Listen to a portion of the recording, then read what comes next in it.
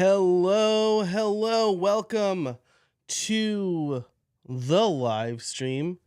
We're getting up and running here. I don't have my B machine ready to go right now. So I'm just going to double check that everything is working as expected here on the old iPad. So let's see. Yeah, we're here. We're live on YouTube. Check that off the box. This is where like a producer would be like a separate producer would be amazing. But I don't have that, and it's kind of capricious when I go. Like it's not really capricious when I go live, but here I am. Great, I'm live on LinkedIn. Let's double check Twitter/X. Welcome to everybody joining.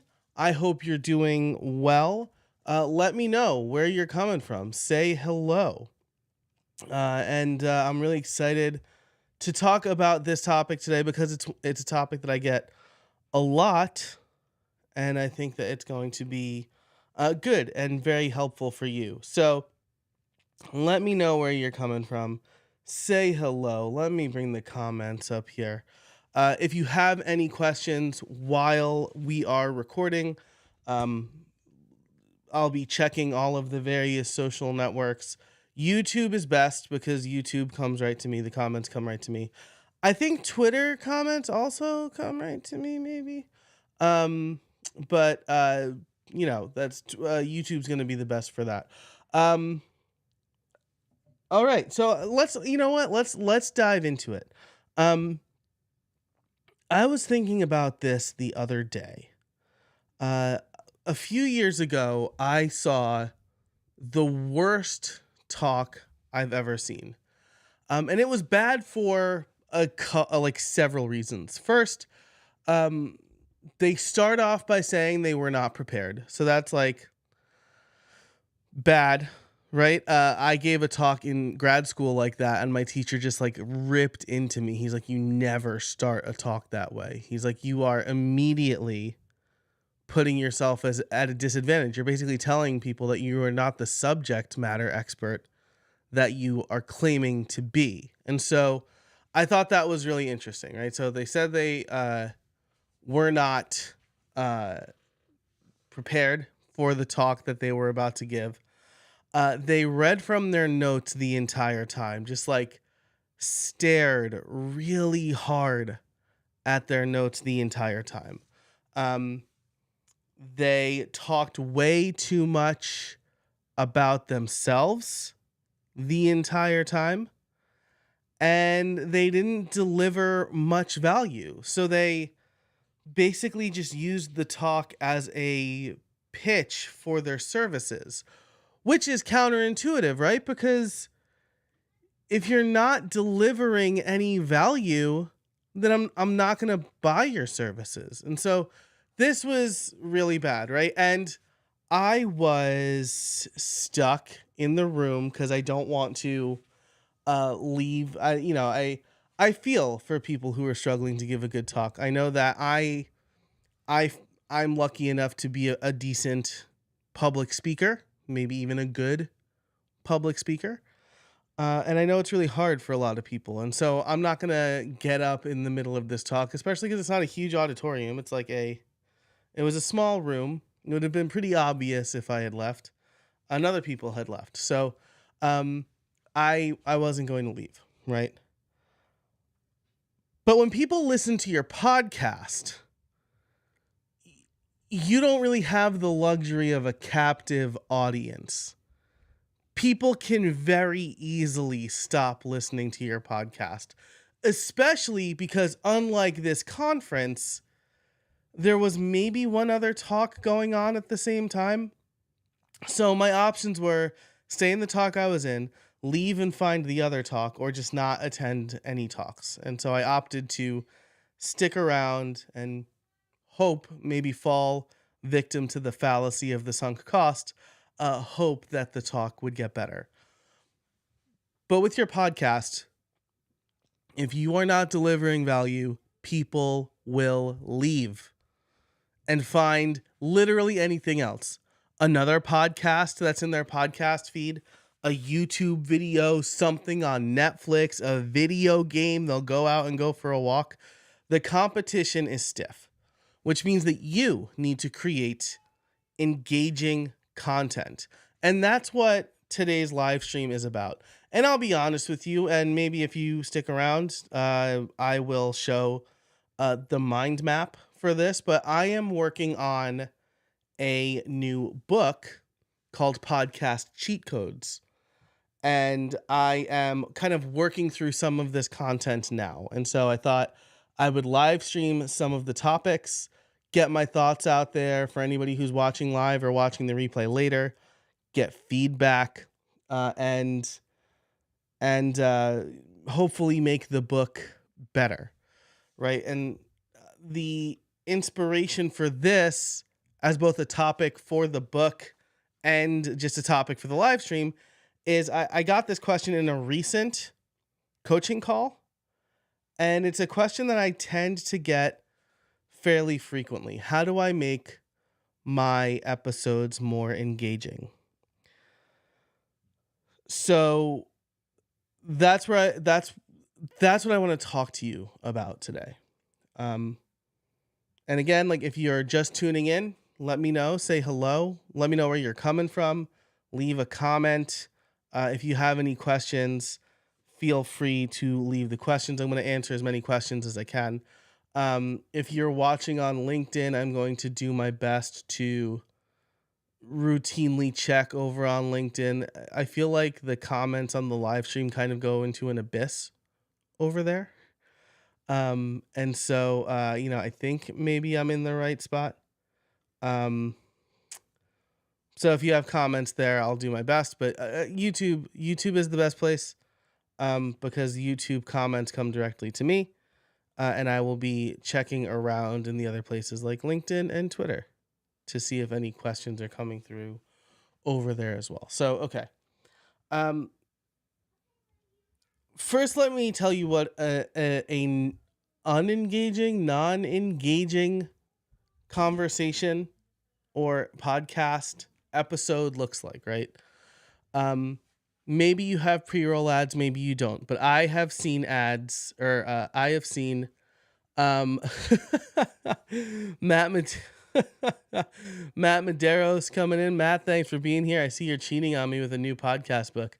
Yeah, I'm sorry, Matt. We had a good run, but unfortunately it's time for me to move on to more complicated topics. Matt, thanks for being here. I appreciate it. Okay, so maybe you've heard this on a podcast before, but you'll get like 3 pre-roll ads, right? And like, sure, you can skip those, but let's say they're 2, maybe 3 minutes long, right? In total. Then the host does a intro. Hey, everybody, welcome back to the show. Today, my guest is whoever, and they give their whole bio. I'm really excited to talk to them today about whatever, right? Then they get into the actual interview, and they start with the question, so tell us who you are and what you do. And then the guest proceeds to give a slightly more long and rambling version of the intro we just heard. So now we're 10 minutes into an episode and we've gotten no value, right? We've gotten pre-roll ads that we may or may not have skipped. We got who the guest is in the host's words, and then we got who the guest is in the guest's words. That is too long to deliver value, right? You need, when we talk about good writing, we need an inciting incident right off the bat. We need something to hook the listener or the watcher. One of the ones that really stand out to me is the very first few moments of House of Cards, which was like the first really popular Netflix original. And in House of Cards, so spoiler alert and like content warning if you like animals, I guess, but it starts off with a dog getting hit by a car. We don't see it. I don't think we ever see the dog.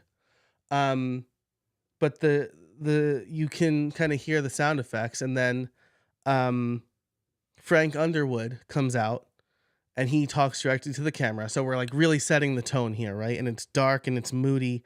And he walks up to this dog and you think he's going to help the dog, right? And he ends up killing the dog. And that's the first few minutes of the show. How can you not be interested in that? It's an inciting incident and sets the tone and it draws you in. 3 pre-roll ads or 1 pre-roll ad, right? Followed by just kind of a meandering intro is not gonna draw me in or draw our listeners in. It's gonna do a really bad job of setting the tone because it feels unorganized. So your goal in the first few minutes of your podcast episode is to deliver value however you can. I've heard the statistic that we have 60 to 90 seconds to hook our guest, or our listener rather. If that, 90 seconds still feels like a long time. And I get it. Like for pre-roll ads, you could skip. But you want to create a really good listening experience, right? And I know that there are podcasts that will do this and they still have tons and tons of listeners. But they have a huge audience. They are probably people who are well known. And so they've gained trust in a way that a lot of independent podcasters, small business owners who are starting a podcast to build their authority, they don't have that trust yet, right? We start that podcast to gain people's trust. And so we need to do it. So there are a few ways that I think you can start off your podcast really good. And we've seen some of these before, right? One is the cold open, like the cold open quote from your guest. This takes a little bit of planning, but it should, right? So what happens here is you pick something good that your guest said, pull it out and make it the very first thing the listener hears. And you do that because either you're opening a curiosity loop where now they want to listen and find out like what the whole thought is, or you're delivering value immediately, right? For shows I've been on, the pull quote has been something about like the number one thing that you can automate for your podcast to save you time, right? That's great because now people like they already have something that they've learned from the podcast and they're like, wow, what else can I learn, right? It's like the opposite of syllabus day in school. And so that's one thing that you could do if you have guests, right? If you don't, then I like to start my solo episodes off with a story, much like I started off with this live stream, right? And so, well, the live stream's a little different because I always start by checking to make sure I'm actually live. Even though I always am, right? I use Ecamm Live, shout out Ecamm Live. But I always like feel like I need to check. Anyway, but I start off my solo shows with a story, right? And that story is usually feels like it's not related at first, but ends up being related somehow. I started a video for RSS.com today with a story about how like imagine you go to a grocery store and you buy a carton of eggs and a loaf of bread and a pack of bacon, and then you make breakfast for you and only you, right? So you maybe make 2 eggs and 2 strips of bacon and a slice of bread, and then you throw out the rest. So you like eat what you made and you throw out the rest. That's like a huge waste, but that's kind of like what you're doing if you don't repurpose your podcast, right? You release the podcast and then you're just kind of leaving that content out without putting it other places, right? And you know, in that case, repurposing could be actually like taking clips from the podcast and publishing them, or it could be using that same subject matter in a video or a short form or a newsletter, right? It doesn't just have to be oh, I'm going to run this through the magic AI clipper of the week and publish 10 clips to social media. You spend some amount of time talking about a topic, and to only put it on your podcast is like feels like a huge waste. You should use it in other places as well. So like I always repurpose my podcast content to my newsletter as a blog post. I haven't done short form video yet just because I don't feel like social media is um the best place for me to invest my time, but the assets are there. So anyway, my point is, if you're running solo, or even if you're not, right? If you don't want to start with a cold open, start with a story, right? Another episode I had with a guest. Gosh, I need to remember what the subject was now, but I talked about the first person to go skydiving. Um, and I tell their story, and then I use that to segue into. I really wish I could. It's like a relatively recent episode. I'm sure I could find it quickly. But that, like, I used that story to kind of hook people in and make them interested and make it relatable. Um, so I think, let's see. I wish I could find it. Oh, it was building native apps with no code. With Carla Fernandez. Great episode, by the way. But yeah, so I talk about mitigating risk, and I use the story of the first person to go skydiving to talk about that and how skydiving has evolved to mitigate the risk of death, and why like no code is a way for solopreneurs to mitigate risk even if they want to build a native app. So there's a lot of ways that you can do that, right? Now, if you, so maybe you don't want to do the cold open, maybe you don't want to do the story.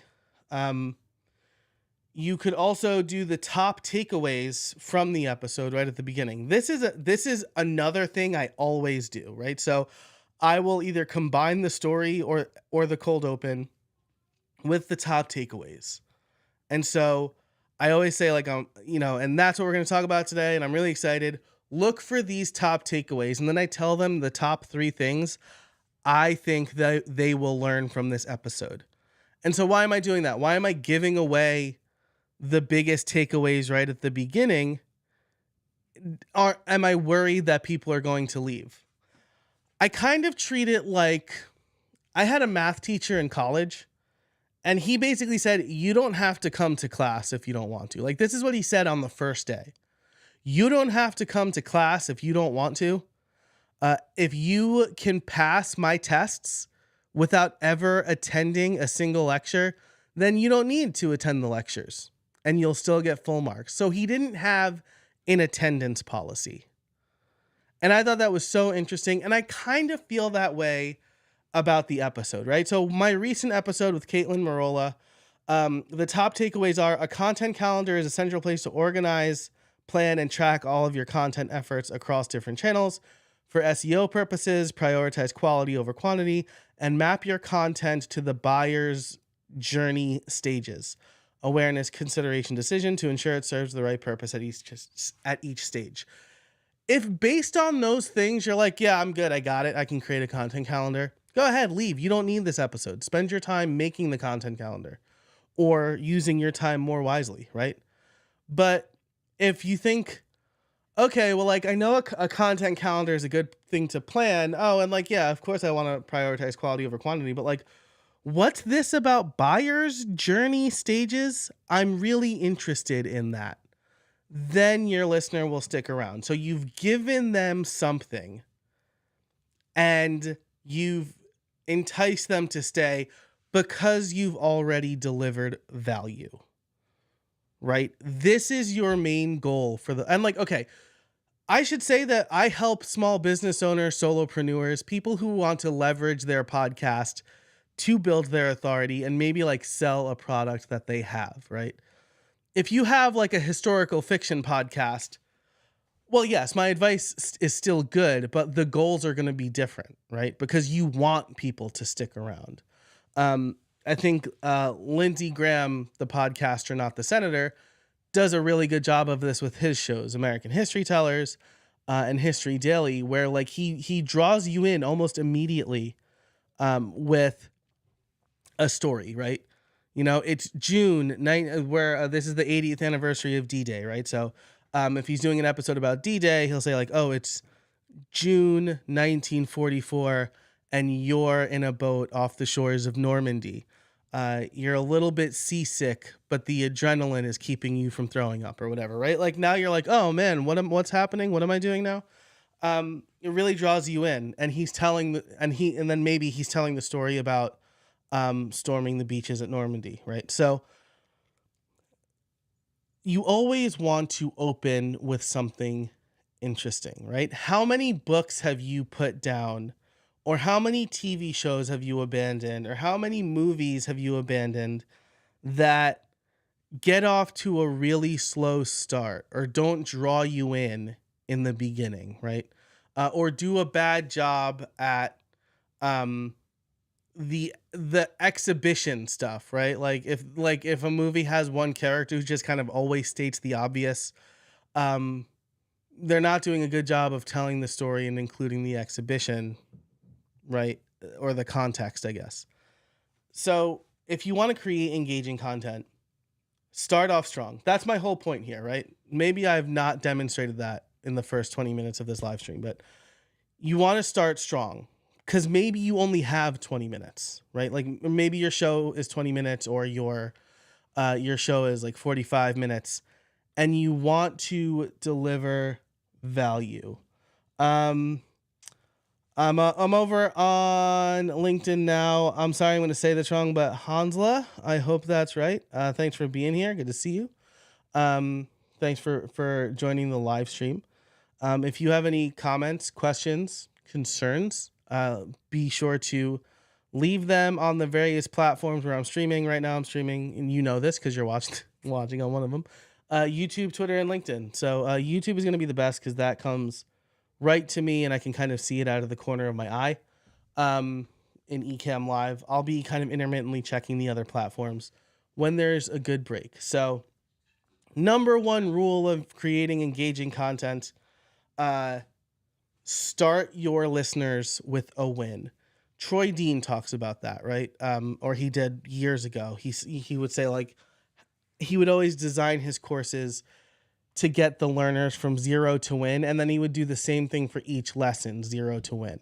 Pat Flynn talks about that. How can you deliver a quick win immediately for your students or your customers?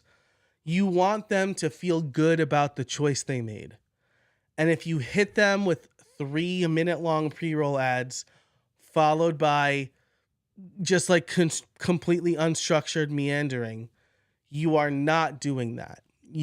Each minute that passes, your listener is like, did I invest my time wisely here, right? And again, this is not going to apply to Conan O'Brien or Dak Shepard or Joe Rogan or the Call Her Daddy lady. I don't listen to any of those, so I'm really sorry.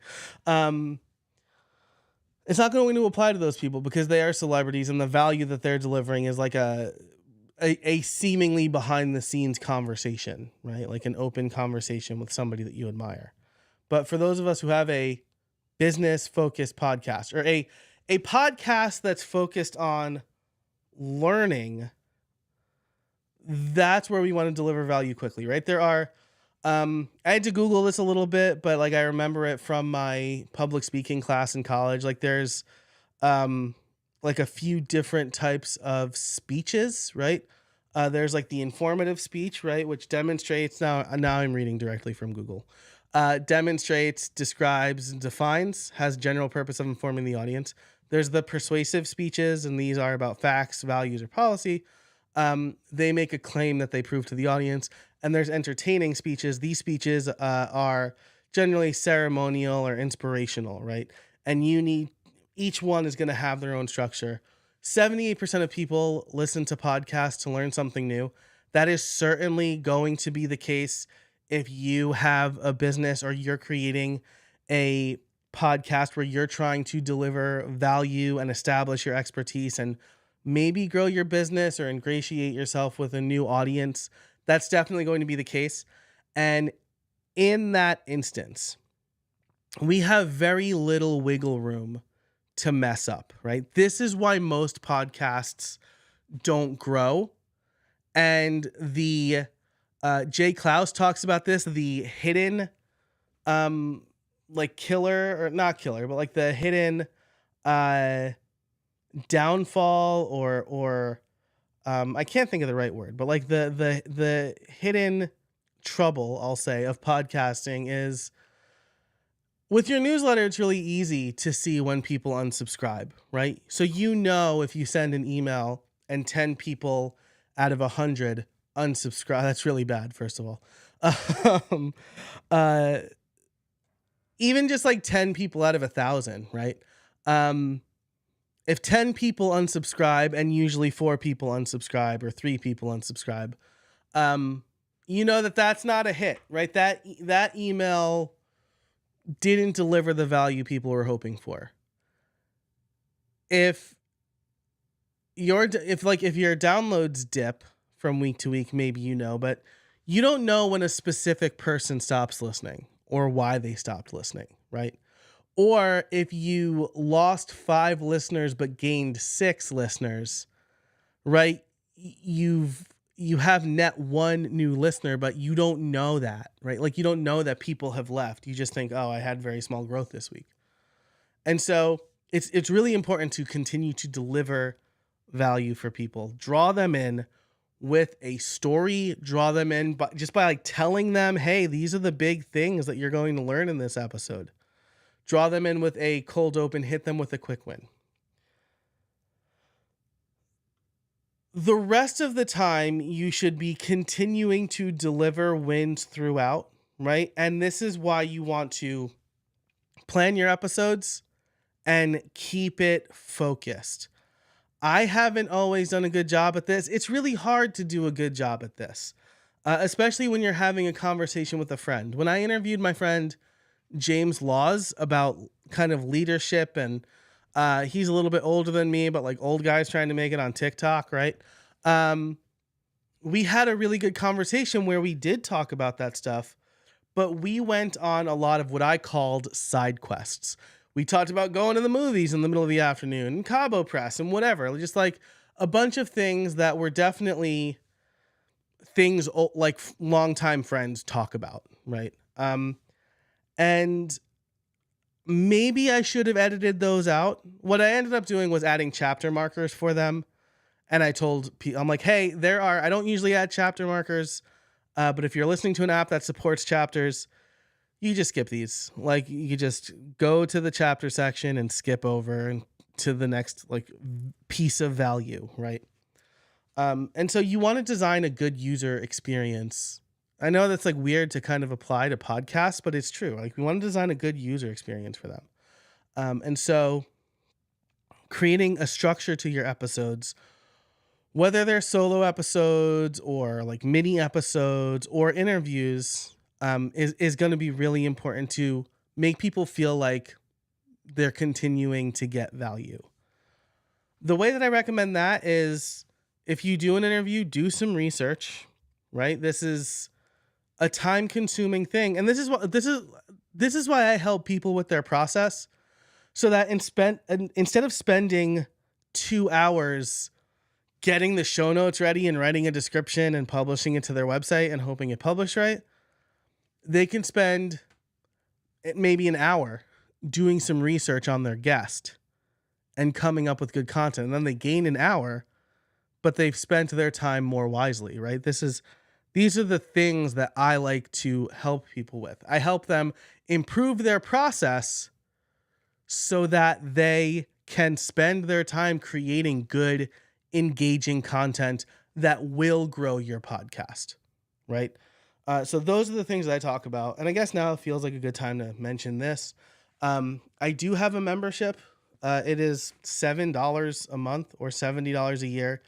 You get ad-free extended episodes of my podcast. You get some emails here and there, maybe some like additional content. But really the ad-free extended thing is the biggest one. You can go to streamline.fm/join to become a member. and get access to a private feed. And this is one of the things that I'm going to be really experimenting with over the summer and over the next few months, maybe throughout the rest of the year, because I want people to get a lot of value from my show. I want to keep it tight, but I also like having that organic conversation. And so I experimented with this with my friend Sarah recently. So her episode will be the first one that tries this. But I was on a podcast recently, and they didn't ask me point blank. Like, they didn't say, like, how come your episodes are so long? But they did say, they did kind of suggest that I make my episodes like a half hour long and then put the rest behind a paywall, right? And I thought this was really interesting. And my non-answer was, I want to make sure that the listeners get the whole story. And so, like, we talked about 2 podcasts that do this a little bit differently. These podcasts are strictly examples. They're not like a commentary on my politics or anybody's politics. These are just 2 I've observed do them differently. One well, one not very well. Can't even remember the name of the, it's not Sam Harris. Let's see. I'm going to Google it right now.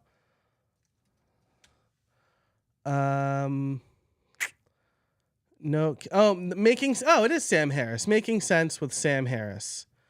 So who's My First Million? Who's the My First Million guy? He's another Sam, right? Sam Parr. Sam Parr. Okay, so Sam Harris is the guy I'm thinking of. Trust yourself, Joe.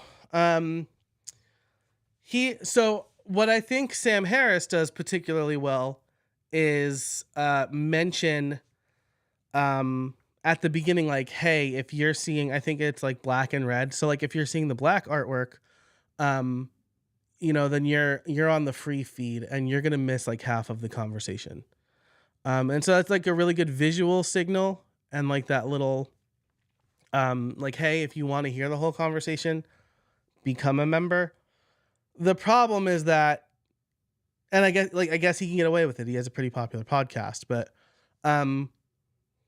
part of the conversation is not a complete conversation. And so it doesn't build trust in the listener base, right? Like, you're gonna like tease me with part of a conversation, then I have to pay for the rest. Which is what, like, a lot of news organizations will do that, but that's not my style, right? The Daily Wire, again, for example's sake, I think does this better. They usually make the first and second segments free, and then the third and fourth segments are behind a paywall. So you will get a full episode. Like, you'll get the whole story in the free episode, and then you just get more in the paid episode. The same thing is for Downstream, a podcast I love, that sadly, the co-host Julia, who just like knows so much about the streaming industry, she's leaving, and so I'm super bummed. But the podcast Downstream would do that, where every other week was a members only, like the full episode was for members only. And the cool thing about that, Julia Alexander is her name, Loudmouth Julia on Twitter. Strongly recommend following Julia because she's just brilliant. So smart. I don't know how much she'll be able to tweet now with her new job. I don't even know what her new job is, but she's leaving the show. Anyway, that's neither here nor there. Really smart. But what they do, like, almost stealthily, and I'm a member, so I know this, is they'll have a segment in the middle of the show that is for members only. And so, like, last time for Julia's last show, it was the Sports Corner, where they talk about sports streaming, which is particularly interesting to me.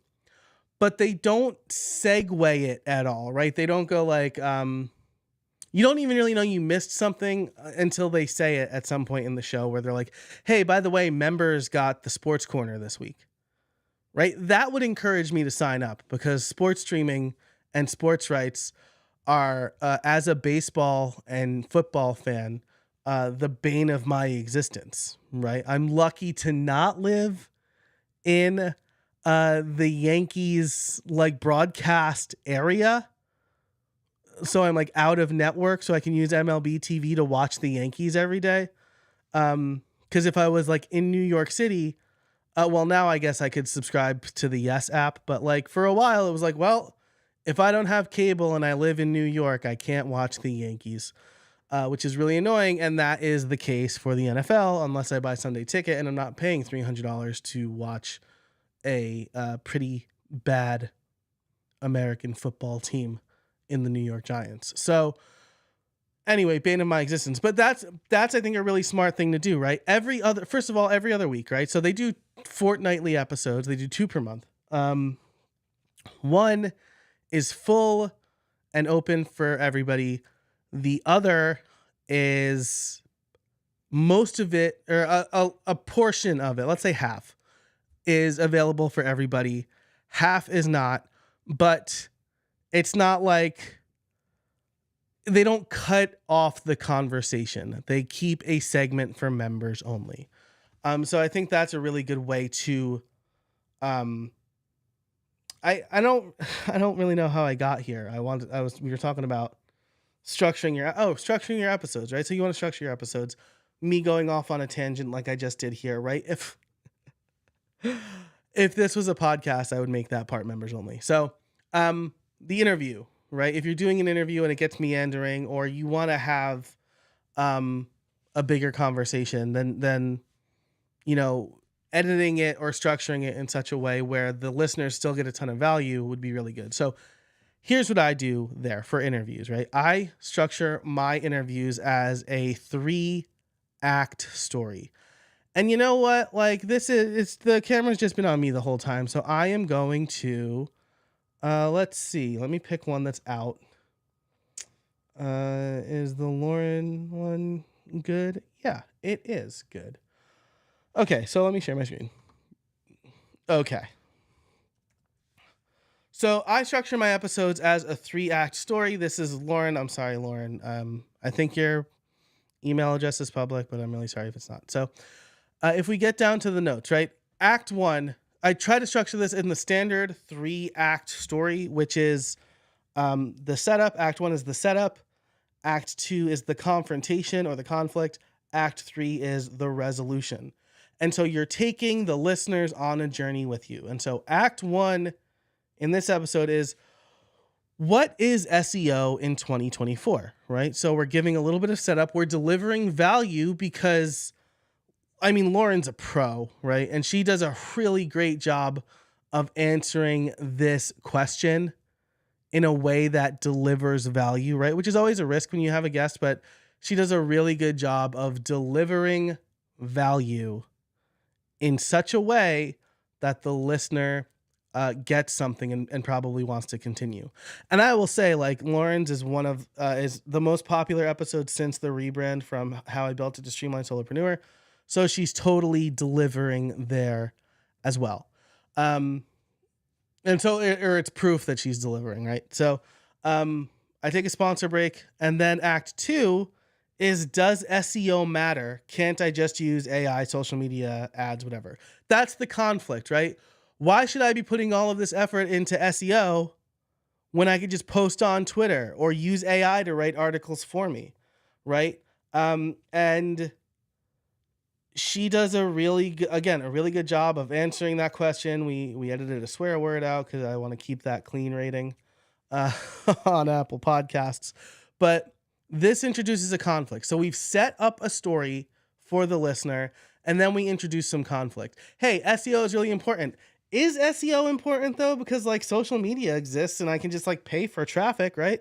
We all heard about that guy who's like, I just spent a month using AI to write 1,000 blog posts, and now I'm like number 1 in Google, right? Which was probably just like a good amount of bull, but also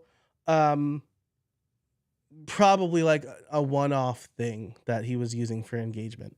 And then Act 3, right, is how can a solopreneur with no ads budget, this was a really important clarifier for me, get started with SEO, right? How do I figure out what keywords to focus on? How much content should I create? Questions that the listeners are going to have. And we use this time to set up where we deliver, hey, what is SEO?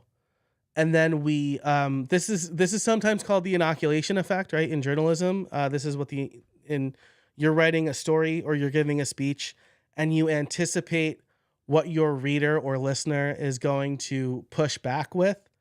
And so you include that in your speech or your article, and it inoculates your article against pushback. So Act 2 is the conflict, which I like to call the inoculation effect. This is like the most inflammatory question I think a listener might ask in this situation.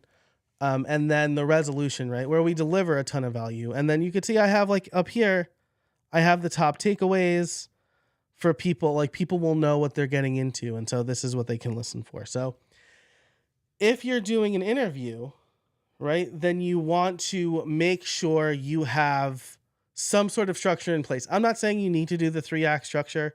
I like the 3-act structure now. I might decide in 40 episodes or something that this isn't working, or maybe it's no longer working the way I'd like, or it's not working as well as I'd like, and I want to try something else. But having the structure to continually deliver value with your content is the important bit. And so if you're doing a solo episode, usually my solo episodes are based on articles, so it's mostly scripted. Sometimes I will do like a ramble episode, like we're not doing summer camp, right? So I kind of go through the who, what, why, where, and how. Like why aren't we doing summer camp? Who is with me on this journey? How are we going to make it happen? How is it affecting my business? If you're a parent and you want to try this, what should you consider? But usually my solo episodes are written articles. And so they're a little bit scripted. But again, I draw people in with the story. They're recommend episodes. My summer camp episode got recommended to a bunch of parents and like tagged. And that was really cool to see because it shows, first of all, I'm not alone, but it also shows those people, they're not alone either. And I'm being really open about how that's going to affect my business. My daughter's last day of school is tomorrow. So, okay. Start off with something good and juicy and valuable, either a story or the best piece of advice from your guest or the top takeaways. Structure your episode so that every 5 minutes or so, every 5 to 7 minutes, you're delivering some really good value. And then with solo episode, and then consider scripting or outlining, right? Outlining really helps. I should say that I'm reading a book right now called Write Useful Books. And he basically says this. He's like, you want to create your outline for your book and make sure that every section delivers some value, because you don't want your readers to put the book down and feel like they wasted their time. And it's the same for this, right? So he says, like, make sure to deliver value every heading or subheading. I'm saying make sure to deliver some value every few minutes, right? And it doesn't have to be huge, earth-shattering value, right? It could be, oh, wow, this tool's on AppSumo, and I didn't know that, right? Or Obsidian can do what, right? Or like, oh, how do you track? Like, it could be little tips along the way, right? Extracting good questions and setting your guest up for success, or creating an outline or a script that allows you to deliver that value every few minutes. And then the other way that you can deliver value is through your call to action, right? This is like, you're going to ask people to do something. If you're not, you definitely should. You want to sprinkle that in where you can. But if you're asking them to join your mailing list, you could say something like, hey, by the way, if you want to get my 40 automations, you can join my mailing list, right? Or if you want to hear even more great advice from my guest, become a member, right? Having them join your mailing list or become a member, by delivering value through the rest of the episode, you're proving to them that you can deliver even more value. And getting them on your mailing list is one of the best things that you could do for your podcast, because maybe they're just listening to this one on the web, or maybe somebody forwarded it to them, and you want to turn them into a subscriber, or you want them to keep coming back. And a mailing list puts you front and center in their inbox, right? People are checking their email, right? And so, or if they become a member, right, they're giving you money. But having a good and clear and single call to action is another way where you can deliver even more value for your listeners. But this is only going to work if you've delivered value the rest of the way. So, okay, let me see if there are any questions. I haven't seen any come in. Those are all of my prepared remarks. I can check my notes to make sure. I guess I did tease one thing, right? I said I would show you the outline, or the mind map for my upcoming book. And this is still in flux. I'll, heavy caveat, this might not be the finalized version. But it's called Podcast Cheat Codes. Now, see, if I was smart, I would have a landing page ready for you to sign up and get updates for this if you want it. But for now, I guess the best thing to do is just join my mailing list, which you can do over at Podcast Workflows or Streamline.fm, right? There's opt-in boxes on both, in both places.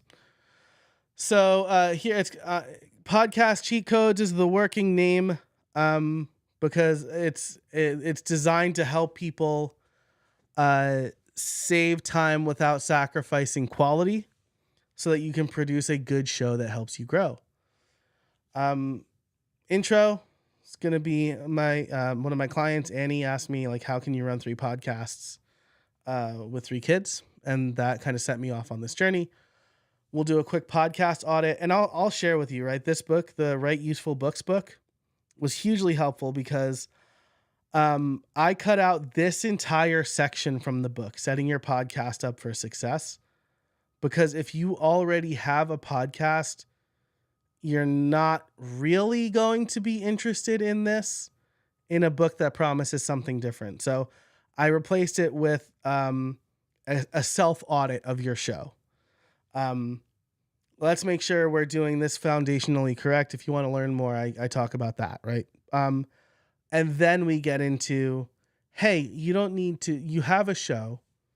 It's set up to grow organically now. You don't need to do everything. Here's how you figure out how to not do everything, right? And I'm showing you this outline. If you already know all this, then you don't need to buy the book, right? Automation, types of automation, generative AI, maybe. This is like, maybe I'm going to add this. Then we get into delegation and how to build a small team, especially on a budget, how to create your first workflow, big list of automation ideas. So this is the mind map I'm working off of. This is going to turn into an outline. How do I zoom out again? Right, like this. But I'm really excited. I've had this book idea for a while, and I'm happy that I'm finally making some headway on it. And I think it's going to be good, right? Because I think the big thing, Chio, thank you. I hope I said your name right. Thanks so much for being here. You're very smart, but at times we all miss one thing or two. Absolutely true. No one's perfect, right? And we're always trying to improve. So, Chio, thanks so much for being here and for your comment. Again, I hope I'm saying that right. If not, let me know. And I will happily correct myself. Anyway, I've had this book, some version of this book in me for a while, and I'm really excited to get to writing it. I took a little bit of a break after my last book, which was web development focused, because it was a grueling process. And I think we had 2 kids during that process.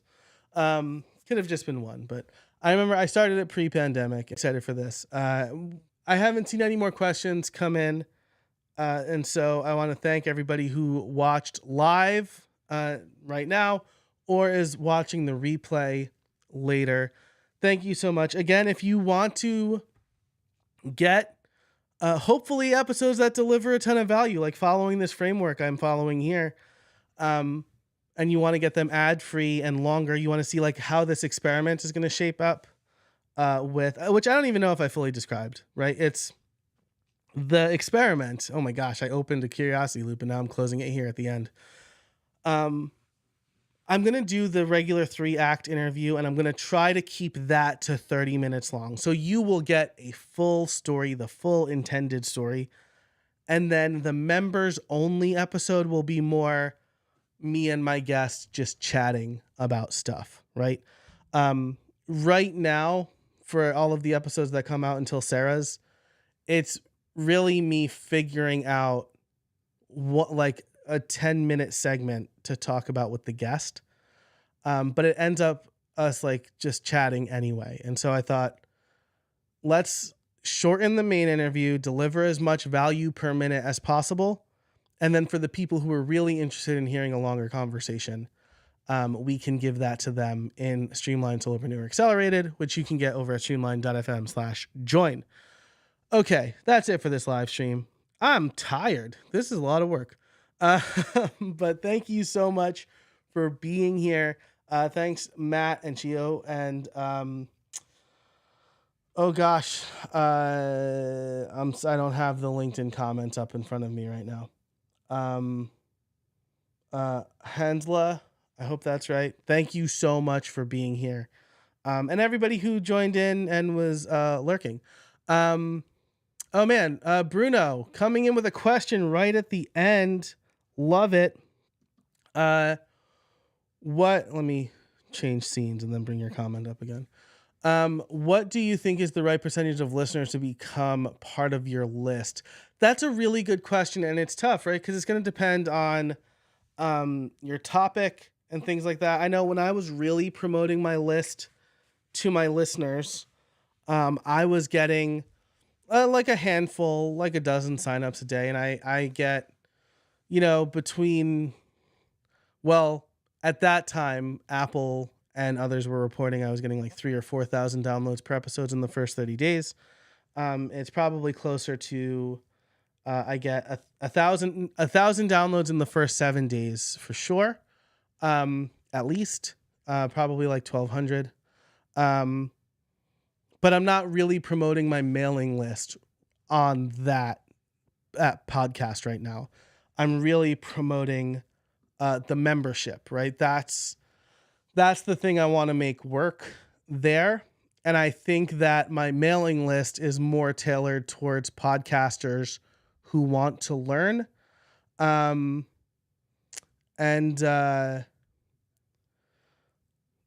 my train of thought. So my mailing list is tailored more towards podcasters who want to improve their systems. And my show, The Streamline Solopreneur, is for solopreneurs, obviously busy solopreneurs, probably parents, who want to improve their business. My mailing list doesn't really talk about general business. It talks pretty specifically about podcasting.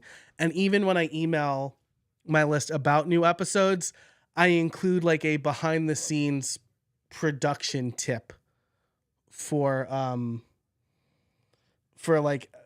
podcast. So they're going to continually get podcast information. Anyway, that's a long way of saying I've been promoting my membership on the show more.